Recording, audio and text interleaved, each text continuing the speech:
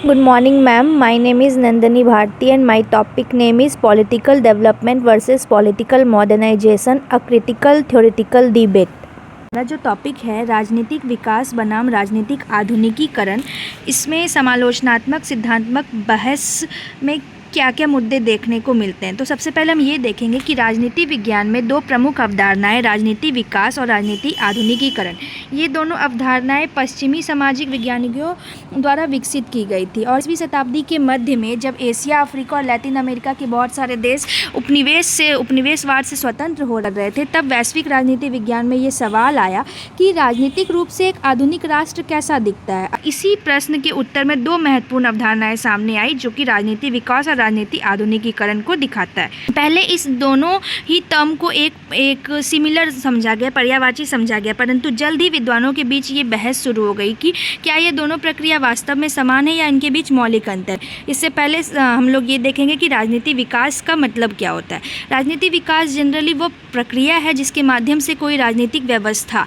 अपने ढांचे और कार्यप्रणाली में और अधिक उत्तरदायित्व, समावेशी और अस्थायी बनती है। इट मीन्स कि पॉलिटिकल डेवलपमेंट हम तभी कहेंगे जब कोई भी राजनीतिक जो पॉलिटिकल व्यवस्था होती है उसके कार्यप्रणाली में स्थिरता देखने को मिले और वो और अधिक उत्तरदायित्व हो पहले की तुलना में, तो हम लोग कहेंगे कि हाँ, पॉलिटिकल डेवलपमेंट हो रहा है। और पॉलिटिकल डेवलपमेंट को पहचानने के लिए उसके कुछ प्रमुख तत्व के रूप में हम लोग ये देख सकते हैं कि जो जनता है वो राजनीतिक रूप से राजनीति में बढ़ चढ़कर भागीदारी में हिस्सा ले रही है। जो संस्था है उसका इंस्टीट्यूशनलाइजेशन हो रहा है। इसमें प्रमुख कुछ विचारकों ने भी अपने मत रखे हैं, जैसे लुसियन पाई के हिसाब से राजनीति विकास एक बहुआयामी प्रक्रिया है, मल्टी डायमेंशनल है, जिसमें हम लोग इक्विटी, क्षमता, वैधता, हर एक चीज़ के डेवलपमेंट के बारे में देखते हैं। उसी तरह हम लोग को आमंड और कॉलमैन ने कहा है कि राजनीतिक प्रणाली का संरचनात्मक कार्यात्मक विश्लेषण है और कहा है कि एक विकसित राजनीतिक व्यवस्था वह होती है जिसमें बहुत सारी विविध संरचनाएं अलग अलग कार्य को संपन्न करती है।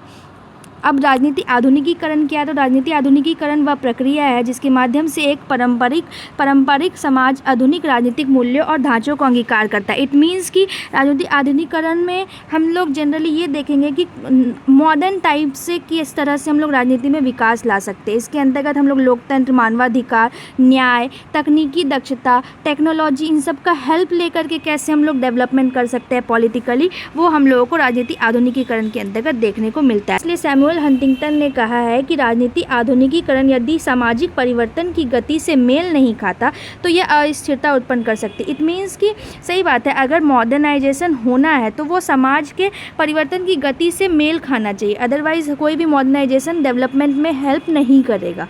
और अगर हम तुलनात्मक अध्ययन करें तो हम ये देखेंगे कि राजनीतिक विकास के अंतर्गत संस्था की स्थिरता, भागीदारी और उत्तरदायित्व की प्रक्रिया आती है। वही राजनीति आधुनिकीकरण के अंतर्गत मूल्यों और तकनीकों का समावेश देखने को मिलता है। दृष्टिकोण से अगर हम देखें तो संरचनात्मक कार्यात्मक दृष्टिकोण विकास में देखने को मिलता है। वही आधुनिकीकरण में हमें परिवर्तनवादी दृष्टिकोण देखने को मिलता है। इसका उद्देश्य क्या है? तो राजनीतिक विकास का मुख्य उद्देश्य संस्था जो विद्यमान है उसकी मजबूती में है और राजनीति आधुनिकीकरण का मुख्य उद्देश्य आधुनिक राजनीतिक चेतना का निर्माण करना है मॉडर्न तरह से।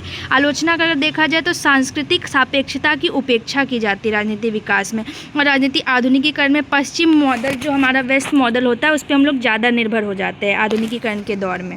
भारत के संदर्भ में देखा जाए तो भारत में राजनीतिक विकास और आधुनिकीकरण दोनों की प्रक्रिया स्वतंत्रता के बाद से सेम रूप से चल रही है। राजनीतिक विकास अगर देखें तो पंचायती राज संस्थाओं का विकास हो रहा है, विद्युत आयोग और न्यायपालिका स्वतंत्र और निष्पक्ष हो रही है ही हमेशा से। संस्थाएं, सामाजिक न्याय की नीतियाँ, आरक्षण, महिला सशक्तिकरण, ये सब राजनीतिक विकास के अंतर्गत इंडिया के कॉन्टेक्स्ट में हम लोग देख सकते हैं। वही इंडिया के कॉन्टेक्स्ट में अगर हम मॉडर्नाइजेशन की बात करें तो डिजिटल इंडिया अभियान, ई गवर्नेंस, आरटीआई ऑनलाइन, ये सभी नए नए मॉडर्न सिस्टम है जो कि नागरिकों की सुविधा के लिए बनाए गए, जिसके हेल्प से कोई भी व्यक्ति आरटीआई का हेल्प लेकर के किसी भी प्रकार का सूचना प्राप्त कर सकता है।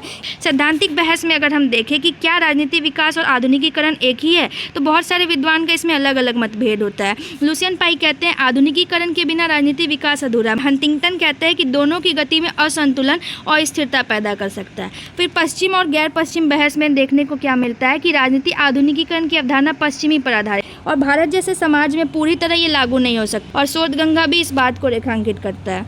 उत्तर औपनिवेशिक आलोचना में कहा है गूगल स्कॉलर लेखों में कि पश्चिमी मानदंडों को सभी समाज पर हम नहीं थोप सकते। समसामयिक प्रासंगिकता में अगर हम देखें तो लोकतंत्र की गुणवत्ता, लोकतंत्र केवल चुनाव तक सीमित नहीं होना चाहिए बल्कि जवाबदेही, पारदर्शिता और साथ ही साथ अभी जो वीवीपैट और नोटा वगैरह जब से स्टार्ट हुआ है तो इससे जवाबदेही ज़्यादा बढ़ी है। लोग जागरूक होकर के मतदान कर रहे हैं, चरण दर चरण इसमें बदलाव हो रहा है। और अगर हम केस स्टडी में देखें तो मनरेगा जैसे हो गया कि वो क्या करता है, शासन की पारदर्शिता को दिखाता है। और ग्राम आरटीआई जो जवाबदेही के लिए उदाहरण है, जो कि आपको किसी भी प्रकार का सूचना देता है। आजकल यूपीआई का बहुत ज़्यादा लोग यूज़ कर रहे हैं।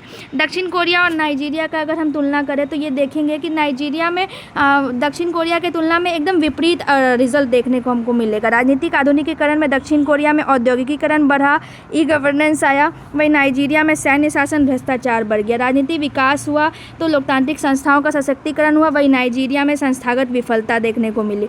तो निष्कर्ष में हम कह सकते हैं कि दक्षिण कोरिया में तो स्थिर राजनीतिक विकास आ गया, लेकिन नाइजीरिया में आधुनिकीकरण की कोशिश विकास को स्थिर नहीं बना पाई। पश्चिमी मॉडल धर्मनिरपेक्षता और व्यक्तिगत स्वतंत्रता पर आधारित है। भारत में जाति, धर्म, भाषा बहुत सारे फैक्टर्स हैं, और अगर हम सिर्फ पश्चिम के मॉडल को ही यहाँ पर थोप दें तो ये चीज़ भारत में सफलता को नहीं ला पाए।